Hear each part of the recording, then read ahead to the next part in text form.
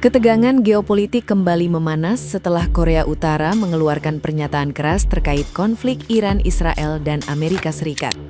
Pemimpin Korea Utara, Kim Jong-un, menegaskan negaranya siap membantu Iran jika diminta, bahkan menyebut satu rudal saja cukup untuk melenyapkan Israel. Pernyataan tersebut muncul setelah serangan gabungan Israel dan Amerika Serikat terhadap Iran yang dikecam Pyongyang sebagai tindakan agresi ilegal dan pelanggaran serius terhadap kedaulatan negara. Sikap keras itu menandai perubahan nada dari Pyongyang yang sebelumnya sempat membuka peluang dialog dengan Washington. Korea Utara menilai serangan terhadap Iran sebagai bagian dari pola tekanan militer Amerika Serikat di kawasan. Bagi Pyongyang, Iran bukan sekadar mitra biasa, melainkan sekutu lama dalam hubungan diplomatik dan militer. Di tengah konflik yang terus meningkat, ancaman Kim Jong-un itu memperlihatkan bahwa Korea Utara siap mengambil posisi tegas jika Iran benar-benar meminta dukungan militer secara langsung dalam waktu dekat. Nah, gimana nih menurut netizen yang terhormat? Silahkan berkomentar ya. Guys, breaking news, ketegangan di Timur Tengah meledak setelah negosiasi nuklir Iran dikabarkan runtuh. 3 jet tempur F-15 Amerika jatuh karena salah tembak pertahanan udara Kuwait. Malam 2 Maret, drone yang dikaitkan dengan Iran menghantam pangkalan pesawat Inggris di Cyprus. Inggris disebut mengizinkan Amerika menggunakan kekuatan militer untuk menghadang misil dan rudal yang mengancam sekutu. Serangan balas-balasan memakan banyak korban di Iran, Israel, Amerika, UAE, dan beberapa negara Teluk lain. Selat Hormuz terancam, negara-negara sekitar Teluk masuk siaga tinggi dan PBB mendesak deskalasi sebelum perang kawasan meledak. Menurut kalian ini bakal jadi perang dunia ketiga atau masih ada ruang diplomasi sebelum semua yang terlambat? Assalamualaikum dukun-dukun santet. Jujur ini waktunya kalian bersinar. Padahal kan katanya sakti nih ya. Boleh nggak minta tolong santetin Donald Trump biar dia bangunnya kesiangan pas lagi meeting buat nyerang negara lain. Jadi gitu. Pada bete tuh kan yang lain, udah telat gak jadi perang. Jujur banget nih, harapan seluruh manusia di bumi itu tinggal di kalian ya Kun. Lihat ada orang yang baru bangun rumah loh Kun. Ada yang baru pindah kerja loh Kun, lagi happy-happynya. Bahkan ada yang baru buka lapangan padel Kun. Bayangin udah mahal-mahal kena rudal, mikir nggak nyampe situ Kun? Ini udah bahaya banget Kun, tolong lah. Kalau misalnya lu nggak bisa nyantet Donald Trump supaya dia berhenti main perang-perangan, minimal lu bisa masuk ke mimpi dia terus lu bisikin, aki-aki udah tua nggak bisa gitu pensiun aja terus balik ke Solo jadi pria biasa. Telak damai itu dunia lah. Amerika dan Israel serang Iran dan kita anggota Board of Peace, Forum Perdamaian Dunia. Board of Peace itu yang bikin Amerika, anggotanya Israel, dan mereka lagi terlibat konflik nyerang negara berdaulat. Kalau yang bikin forum itu pihak yang nyerang, jelas forum itu nggak berdiri untuk perdamaian. Jadi, kenapa kita masuk? Dari awal kan banyak masyarakat sudah bilang jangan gabung karena arahnya dan polanya kelihatan. Kalau masuk ke situ, artinya kita ikut ada dalam lingkaran mereka.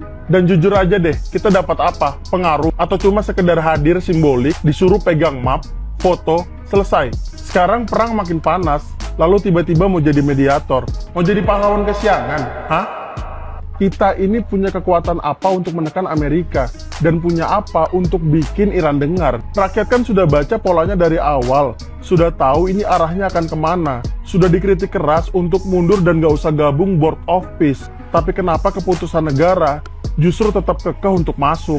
Lihat sekarang, gimana? To the point aja. Masa pemimpin kita lebih bodoh daripada rakyatnya? Wah, ini gila sih, makin panas. Prancis, Jerman, dan Inggris resmi gabung AS Israel hadapi Iran di Teluk. Apakah negara Iran sekuat itu, teman-teman? Sampai-sampai AS dan Israel tidak mampu menghadapi serangan dari negara yang bernama Iran.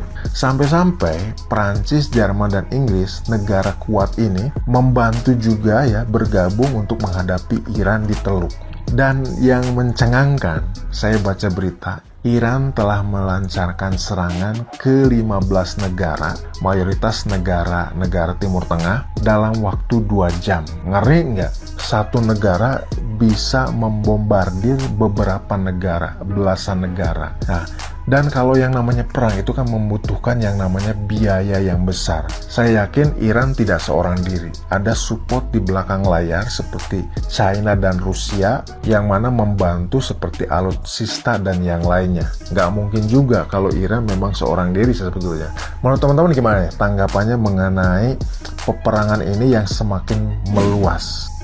Salam logika. Guys, kalian tahu nggak? Kekuatan Amerika dan Israel itu adalah pada kemampuan mereka merekrut mata-mata atau pengkhianat. Dan ini sudah terbukti pada Venezuela, Irak, Iran, Meksiko, Suriah, dan lain-lainnya. Lalu, benarkah berita yang mengatakan bahwa Zionis sudah banyak menanam parasit dan mata-mata di sini, baik di lembaga resmi maupun lembaga non-resmi. Ada juga lembaga bisnis, ormas, bahkan pendidikan.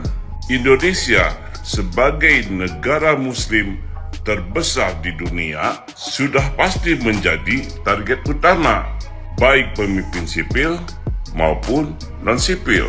Dan berita ini diperkuat dengan pernyataan seorang jenderal Israel yang mengatakan bahwa kalau Indonesia ikut campur urusan Israel-Iran, mereka bilang bahwa kami sudah banyak orang di sekitarmu. Ketololan orang Indonesia dalam melihat konflik Iran dan Amerika Serikat adalah membawanya kerana agama. Lucu, bodoh. Padahal Iran dan Amerika Serikat tidak pernah peduli soal agama. Mereka tidak peduli kau punya agama apa. Mereka tidak peduli. Lihat saja, Iran menyerang negara-negara Islam, Arab Saudi, Qatar, Oman, Bahrain, dan beberapa negara Islam lainnya. Apakah Iran peduli soal agama? No.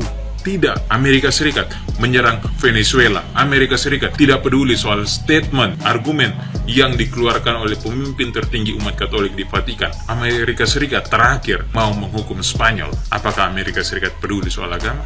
No. Tidak. Amerika Serikat bahkan bekerja sama dengan negara-negara Islam. Apakah Amerika Serikat peduli soal agama? No. Tidak. Gitu. Hanya di Indonesia saja, hanya orang-orang Indonesia saja yang terlalu bodoh, yang selalu membawa konflik-konflik tersebut karena agama. Karena apa? Karena orang-orang Indonesia terlalu candu soal agama. Ya. Batas pembahasannya hanya soal itu saja. Setiap hari debat agama. Setiap hari lihat konflik. Oh ini agamanya, yang dilihat agamanya. Kan ini tolol. Padahal Iran dan Amerika Serikat tidak pernah peduli soal agama, tidak pernah peduli kau punya agama apa. Bahkan kalau kau diserang pun mereka tidak peduli kau mati atau hidup, gitu kan. Jadi ingat, jangan tolol begitu ya. Jangan apa-apa dibawa kerana agama ya. Sebegitu banyaknya masalah dalam hidup gue, sampai gue tuh udah gak bisa keep up lagi atas apa yang terjadi, siapa nyerang siapa, dan kenapa, dan ngapain. I don't know what the fuck is going on. I was trying to keep up, I just can't. Ahli geopolitik A, B, C, D ngomongnya beda. Ustadz A, B, C ngomongnya beda. Too many versions of the story. Dan sekarang gue menyaksikan secara langsung gitu gimana ya sejarah tuh emang bener-bener tergantung siapa yang nulis. Lu mau tau apa yang gue pikirin sekarang? Ini kalau harga minyak naik, apalagi yang naik? Semuanya naik. Udahlah emang mau lebaran, udah emang asalnya bakal pada naik, ditambah beginian lagi. Kurang susah apa lagi masyarakat kita? Kurang susah apa lagi? Bahlil bilang cadangan minyak kita 20 hari. 20 hari ya Allah ya Tuhan. 20 hari itu berarti sekitar tanggal 20 lebaran itu. Itu orang-orang lebaran itu. Mau gimana? Lu tahu banget kalau Ramadan tuh kriminal meningkat karena orang tuh butuh duit tapi nggak punya duit. Ditambah lagi kayak begini. Gua aja merasa overwhelmed dengan semua ini. Gimana teman-teman yang lebih susah lagi? Gimana saudara-saudara kita yang di Aceh sana, yang sampai sekarang masih susah? Gimana keluarga-keluarga yang bapaknya pengangguran? Gue baru aja nonton video, ada anak di pasar gitu, dia standby di bawah truk beras sambil ngeliatin kuli angkut beras tuh nurunin beras. Ngapain dia di situ? Dia mungutin beras-beras yang jatuh itu dikumpulin gitu untuk dibawa pulang dan dimasak. Apalah artinya masalah global ini bagi orang-orang ini? Jauh sebelum Jumbo, dulu pernah ada animasi judulnya Battle of Surabaya. Tagline-nya adalah There is no glory in war. There is no glory in war. Lu mau menang perang, kalah perang, loss-nya itu terlalu besar untuk kedua belah pihak. Bahkan orang yang nggak tahu sama sekali. Kurang susah apa lagi coba masyarakat kita nih. Habis ini ada yang ngirim, dengerin ini aja bang, ini yang paling bener kata lo. Bingung gua, makanya gua nggak ngebahas apa-apa soal ini. Belum lagi ada yang bilang ini tanda kiamat, dalilnya ini, hadisnya ini, bla bla bla, 70.000 gini. Men, lu inget kan yang anak kemarin, dia tuh saking desperate-nya hidup, dia ciptain kiamat untuk dirinya sendiri. Dan orang-orang kayak gitu banyak sekali jumlahnya di negara ini. Dan lo percaya atau tidak, nggak usah kiamat kubro gitu, nggak usah kiamat beneran. Bagi mereka, tiap hari rasanya kayak kiamat.